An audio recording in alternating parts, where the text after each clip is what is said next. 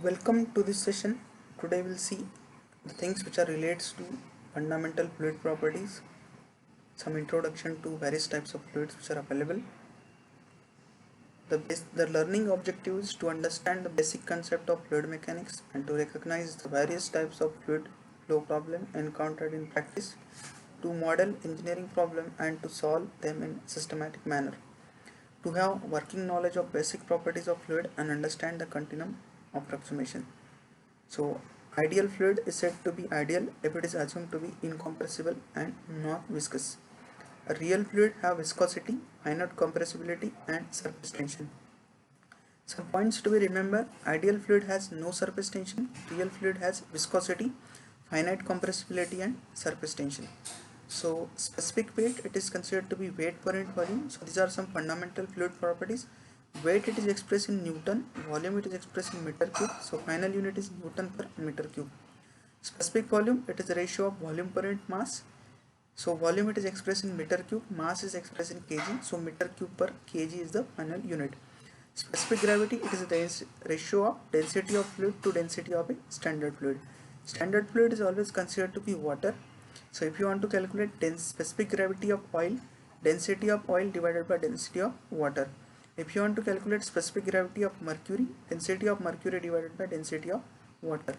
So specific gravity for water is 1 because standard fluid is considered as water, so that's why specific gravity for water is 1. Specific gravity for mercury is 13.6.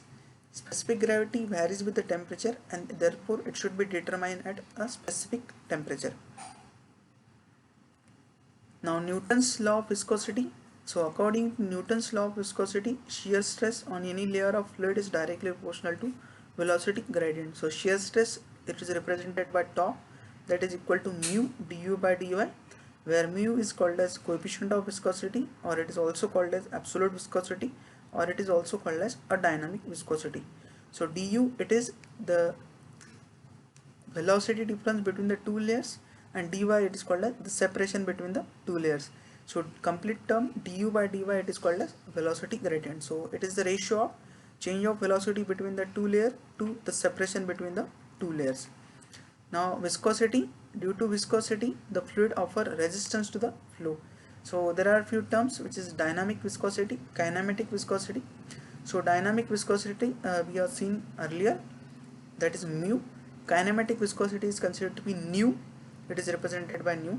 So kinematic viscosity is the ratio of dynamic viscosity to density. Viscosity of liquid decreases with increase in temperature. Viscosity of gases increases with the temperature. So viscosity of liquid is due to cohesion and molecular momentum. Viscosity, due to viscosity the fluid offers resistance to the flow. So these are the units for dynamic viscosity. SI unit is Newton second per meter square, or it is also called as Pascal second. In CGS, dyne second per centimeter square, or it is also called as poise. 1 poise is equal to 0.1 Newton second per meter square.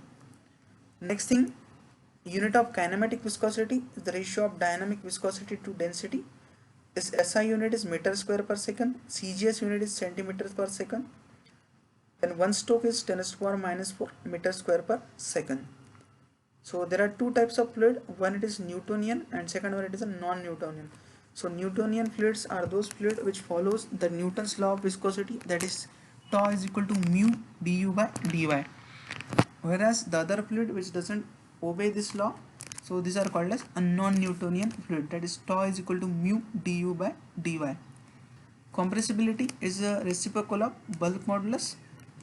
So K, it is called as bulk modulus. So compressibility beta, it is minus dV divided by VdP, where dV is a volume, changes in the volume, dP is the changes in the value of pressure. Now surface tension occurs at the interface of liquid or gas, or at the interface of two liquid. So surface tension inversely proportional to temperature, and it also acts when the fluid is at rest. So pressure inside the drop, it is given by 4 sigma upon d, where sigma is the surface tension, d is the diameter. A drop, it is like a sphere. Second thing, pressure inside the bubble, it is 8 sigma upon d, where sigma is the surface tension and d is the diameter. Pressure inside the jet, it is twice sigma upon d, where sigma is The surface tension D, it is a diameter. So pressure inside the bubble, some points to be remember. So pressure inside a droplet of bubble will be higher than the atmospheric pressure. Higher the pressure inside the soap bubble, smaller is the size of a bubble. Again, some points to be remember. It is a surface phenomena. It is a force per unit length. For water air interface at 20 degrees Celsius, its value is 0.0736 Newton per meter. For mercury interface, the value is 0.480 Newton per meter. At critical point, liquid vapor states are same. The surface tension is 0. So it is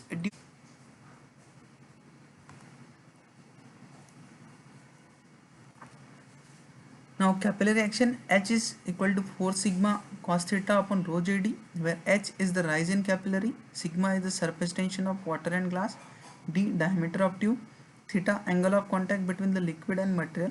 Theta is considered to be 0 for water, theta is considered to be 128 degree for mercury. Some points to be remember. So capillary action has to be taking place because of adhesion as well as cohesion. For capillary action, the diameter of tube should be less than 3 centimeters. So this is the basic thing which is required.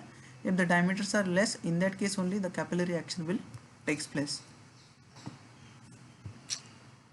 Now other important points, Pascal's law. So according to Pascal's law, intensity of pressure at any point in the fluid is same in all directions. That is Px equal to Py equal to Pz. So pressure varies with the depth in a stationary fluid. If the fluid is in motion, pressure may varies in the horizontal direction also. So if you go deep into the ocean, so there the pressure varies with respect to the depth. So Pascal's law, the fluid pressure is measured in force per unit area and it is expressed as pascals and unit is Newton per meter square.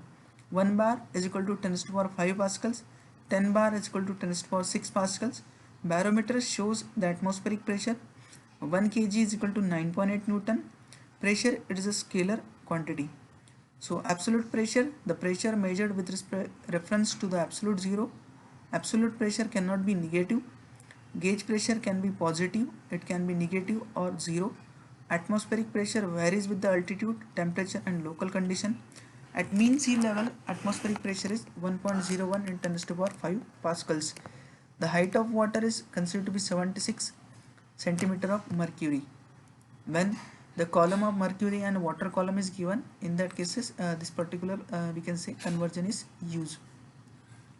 Now some points to be remember. Piezometer, it is suitable for small and positive pressure measurement. Manometric liquid should have high density and vapor pressure. Simple manometer and U-tube manometer can measure both positive and negative pressure. Aneroid mercury manometer barometer, it is used for measuring local pressure on the absolute scale. Density of mercury is 13.6 in 10 to the power 3 kg per meter cube. Density of air is taken as 1.24 kg per meter cube.